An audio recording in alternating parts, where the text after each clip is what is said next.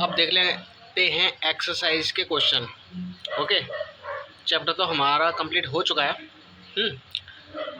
वैसे मैंने सब कुछ कंप्लीट करवा दिया। अगर आपको लगता है कि शायद रह गया है थोड़ा बहुत तो आप मुझे कमेंट कर देना। ओके, वैसे चैप्टर आपका पूरा हो गया है।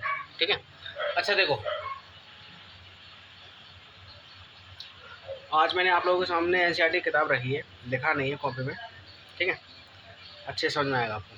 ठीक है, क्योंकि टिक द करेक्ट थे।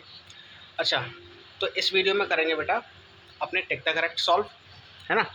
जो टिक द करेक्ट है, ठीक है, उन्हें तो ये एनसीईआरटी किताब बेटा, एनसीईआरटी के ही क्वेश्चन मैं आपको करवाता हूँ। ठीक है, तो चैनल का नाम है बढ़िया आइंस्टीन, जहाँ पर हम human I and colourful world class 10th का जो फिज़िक्स का चैप्टर है उसे हम कंप्लीट कर चुके हैं।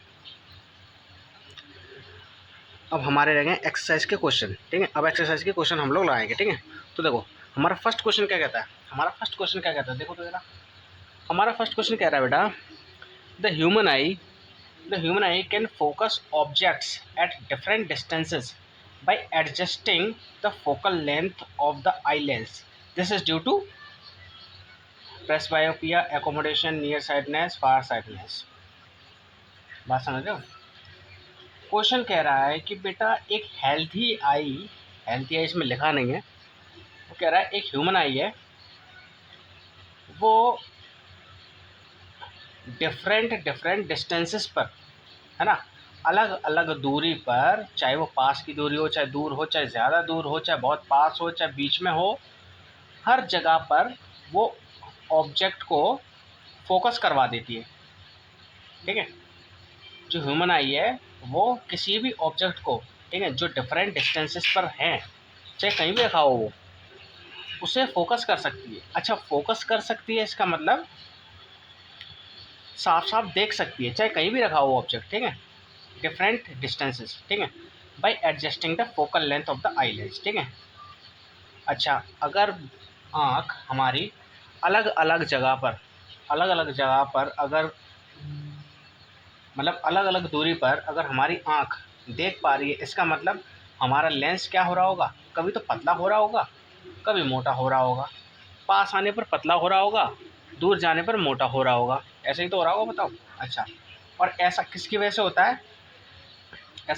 होता है, फोकल लेंथ चेंज करने के लिए, है ना, फोकल लेंथ को चेंज करने के लिए। ठीक है, अच्छा, तो ये यही कह रहा है bye adjusting the focal length. ठीक है, अपनी फोकल लेंथ मतलब जो आई लेंस है ना, वो अपनी फोकल लेंथ को चेंज करता जा रहा है, एडजस्ट करता जा रहा है। ठीक है, एडजस्ट करता जा रहा है, जिसकी वजह से आई लेंस, देखो आई लेंस अगर मोटा होगा तो भी फोकल लेंथ एडजस्ट होगी, पतला होगा तो भी फोकल लेंथ एडजस्ट होगी। ठीक है, मोटा पतला अगर वो होता रहेगा तो फोकल लेंथ एडजस्ट होती रहेगी। तो इसे कैसे भी कह लो, या तो हम ये कह सकते हैं कि भैया आई लेंस मोटा पतला होने की वजह से फोकल लेंथ एडजस्ट हो रही है, या फिर इसे ऐसे कह लो कि फोकल लेंथ जो है एडजस्ट कर रही है, जिसकी वजह से आई लेंस मोटा या पतला हो रहा है। ठीक है, तो फोकल लेंथ जो है एडजस्ट होती जा रही है।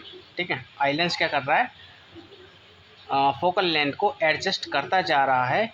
क्यों कर रहा है ऐसा, ताकि वो हर ऑब्जेक्ट को डिफरेंट डिस्टेंसेस पर रखकर फोकस कर सके हमारी आँख के रेटिना पर। ठीक है, तो ऐसा किसकी वजह से हो रहा है, फोकल लेंथ जो एडजस्ट हो रही है वो किसकी वजह से हो रही है, प्रेस बायोपिया की वजह से। प्रेस बायोपिया भी एक डिफेक्ट होता है जिसमें पास का भी धुंधला दिखता है और दूर का भी धुंधला दिखता है, मतलब कि थोड़ी थोड़ी पास की नज़र भी ख़राब होती है, थोड़ी थोड़ी दूर की नज़र भी ख़राब होती है ना। तो इसकी वजह से हो रहा है, या एकोमोडेशन की वजह से हो रहा है। एकोमोडेशन क्या था, पावर ऑफ एकोमोडेशन। एकोमोडेशन का मतलब ही होता था एडजस्टमेंट करना। किसको एडजस्टमेंट करना, फोकल लेंथ को एडजस्टमेंट करना। ठीक है, ताकि हर बार हमारी आँख किसी भी ऑब्जेक्ट को कहाँ पर फोकस कर सके, रेटिना पर। ठीक है, नियर साइटनेस का मतलब होता है पास का साफ दिखना, दूर का धुंधला दिखना। ठीक है, इसे हम मायोपिया भी कहते हैं। पास का साफ दिखना, दूर का धुंधला दिखना, है ना, इसे हम मायोपिया भी कहते हैं।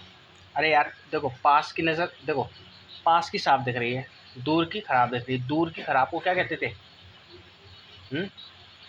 दूर की खराब को क्या कहते थे? दूर की खराब को कहते थे हम मायोपिया। तो इसे मायोपिया। अब फार साइटनेस मतलब दूर का तो साफ दिख रहा है, लेकिन पास का क्या दिख रहा है? पास का खराब दिख रहा है, पास का खराब दिख रहा है। तो इसे क्या कहते थे? हाइपरमेट्रोपिया। ठीक है। तो किसकी वजह से हो रहा है? अरे सीधा सा आंसर यार, एकोमोडेशन की वजह से हो रहा है। तो इसका आंसर क्या हो जाएगा? एकोमोडेशन। क्योंकि एकोमोडेशन का मतलब ही होता है फोकल लेंथ को एडजस्ट करना। अरे एडजस्ट करने की वजह से ही तो आई लेंस मोटा पतला हो रहा है। तो हमारा आंसर क्या हो जाएगा? एकोमोडेशन। ठीक है, चलो नेक्स्ट पर चलते हैं। अब नेक्स्ट क्वेश्चन देखो। नेक्स्ट क्वेश्चन क्या कह रहा है? The human I forms the image of an object at its cornea, iris, people या रेटिना। बहुत सिंपल क्वेश्चन है। क्वेश्चन क्या कह रहा है? क्वेश्चन कह रहा है जो हमारी आँख होती है, जो हमारी आँख होती है, जो ह्यूमन आई होती है, वो ऑब्जेक्ट की इमेज को कहाँ पर बनाती है? कहाँ पर बनाती है? जो भी चीज़ हमें दिखाई देती है।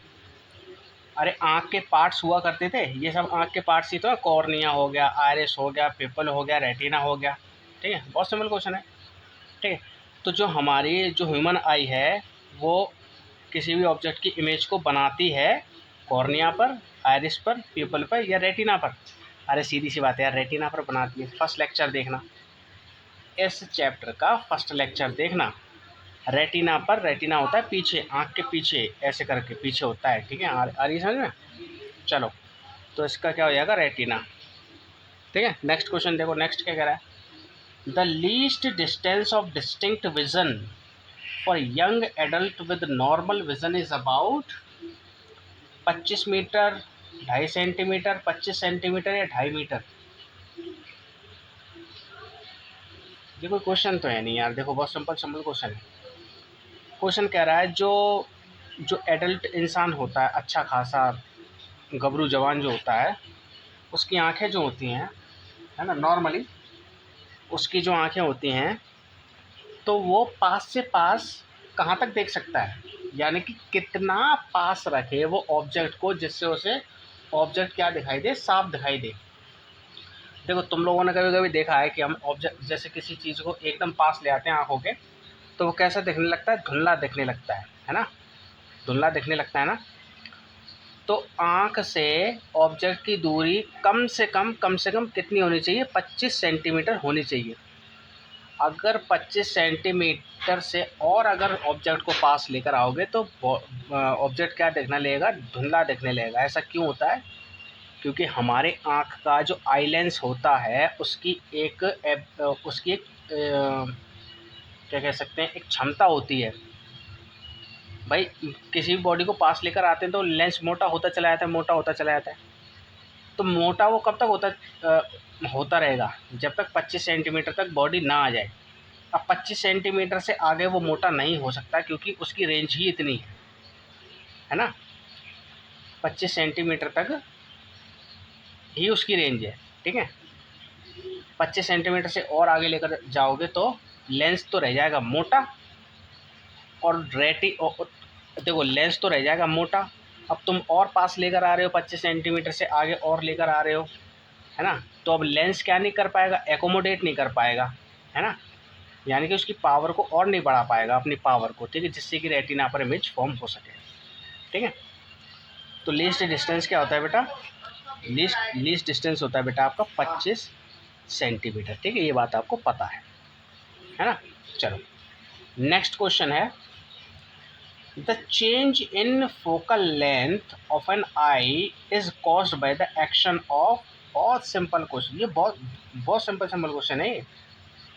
देखो बेटा, जो फोकल लेंथ होती है ना आँख की जो फोकल लेंथ होती है वो चेंज होती रहती है। बताओ ये ऐसा होता है कि नहीं?